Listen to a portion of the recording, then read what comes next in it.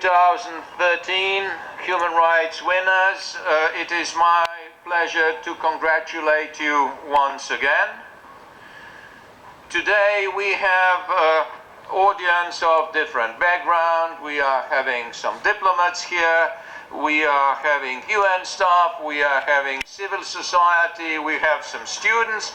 What we all have in common is that we are all anxious to see and hear something about you and about your work. So, may I start with you, Hadija? Can you share with us how did you start your human rights work? What is keeping you going?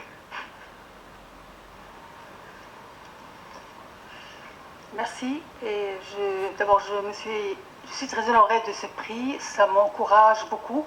Je le dédie d'ailleurs aux prisonniers politiques de mon pays en demandant leur libération immédiate. Pour le commencement de mon travail, c'était en 1983. J'ai adhéré à l'AMDH, l'Association marocaine des droits humains, qui milite pour tous les droits politiques, économiques aussi, plutôt politiques et civils, aussi économiques, sociaux et culturels.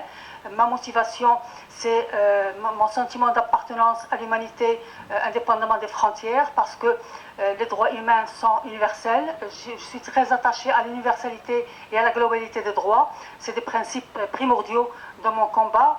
Je milite parce que dans mon pays, malgré tout, quelques avancées qui ont eu lieu, nous sommes encore très loin d'un pays démocratique, d'un pays où les droits sont respectés. C'est un pays où il y a encore, comme j'ai dit, des prisonniers politiques, de la torture, des violations de droits humains dans d'autres domaines, beaucoup de pauvreté. Malgré les richesses de mon pays, ils sont pillés dans une impunité totale. Nous avons une justice qui n'est pas indépendante, c'est une justice encore aux ordres de l'État qui est utilisée contre les militants, contre les journalistes. Nous avons des journalistes en prison pour leurs articles. Dernièrement, l'affaire Anouzla a été très médiatisée dans le monde entier, puisqu'il y a eu une campagne internationale pour sa libération. Il a été libéré, mais toujours poursuivi. Il risque encore 20 ans de prison. Donc c'est toutes ces violations. Je parlerai aussi des différences ou des discriminations très importantes entre les femmes et les hommes.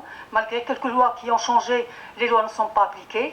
Je suis aussi dans un pays qui est très connu par des réformes, mais des réformes qui ne s'appliquent pas, des lois nouvelles qu'il met en place, mais qui ne respectent pas, une justice donc qui ne joue pas son rôle. C'est toutes ces violations qui me font bouger, qui me font pousser à militer dans le domaine des droits humains pour un avenir meilleur pour les Marocains et les Marocaines, et aussi pour un avenir meilleur pour le monde entier. Pas comme celui-là en tout cas. More light. Okay, thank you very much, Hadija. May I ask you now, Biram, you were introduced as a son of freed slave, and you devoted your life to fight against slavery. Can you share with us the challenges that you face?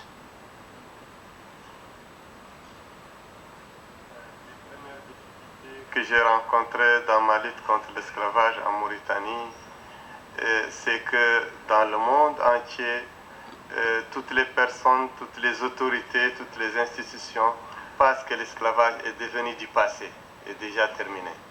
Mais ce sentiment de penser que l'esclavage est fini est un lit de vivier, est un vivier pour la poursuite des crimes d'esclavage dont souffrent 27 millions de personnes dans le monde par les attestations des propres services de l'ONU.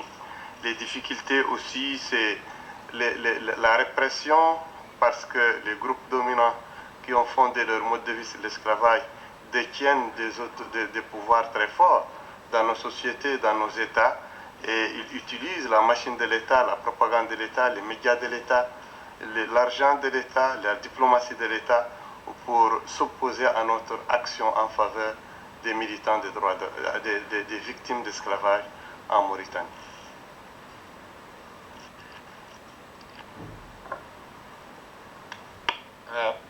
Thank you, Biram. Now, Lisa, you were fighting very hard that concerns of deaf people are reflected in the International Covenant on Rights of People with Disabilities. What are the challenges of implementation of the convention in practice? Education is a prerequisite for deaf people to participate in economic and social life, and yet 80% of deaf people worldwide do not have access to education. What can we do about it? Thank you so much. The UN has the post-2015 Millennium Goals to ensure that children throughout the world receive education. And we need to see that the UN and states parties